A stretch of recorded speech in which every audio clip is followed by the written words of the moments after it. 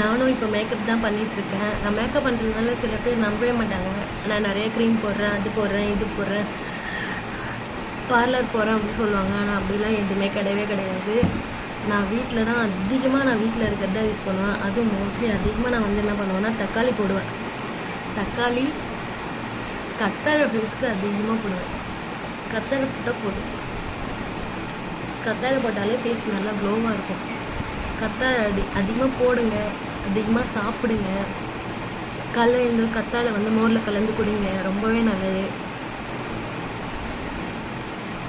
நீங்கள் எனக்கு யூஸ் பண்ணிவிட்டு இது எப்படி இருக்குன்னு எனக்கு கமெண்டில் கண்டிப்பாக சொல்லுங்கள். நான் சொன்ன இதை 2 டிப்ஸு மட்டும் ட்ரை பண்ணி பாருங்கள். எப்படி இருக்குது சொல்லுங்கள். 10 நிமிஷம் வெயிட் அண்ட் சீ.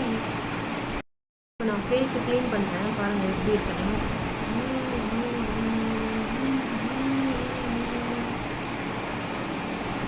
என்னடா இவன் இந்த தொண்டால் எப்படி இது பண்ணுறாளே அப்படின்னு பார்க்காதீங்க. இது எங்கள் அப்பாவோடைய தொண்டு.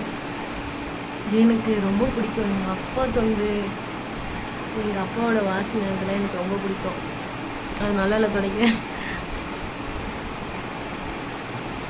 எப்படி இருக்குது பார்த்தீங்கன்னா ப்ளீஸ் நல்லா இருக்கா? கண்டிப்பாக நல்லா தான் இருக்கும். நீங்கள் ட்ரை பண்ணி பாருங்கள். ட்ரை பண்ணி பார்த்துட்டு சொல்லுங்கள். மறக்காமல் எனக்கு கமெண்ட் பண்ணுங்கள். சரிங்களா? எப்படி இருக்குது?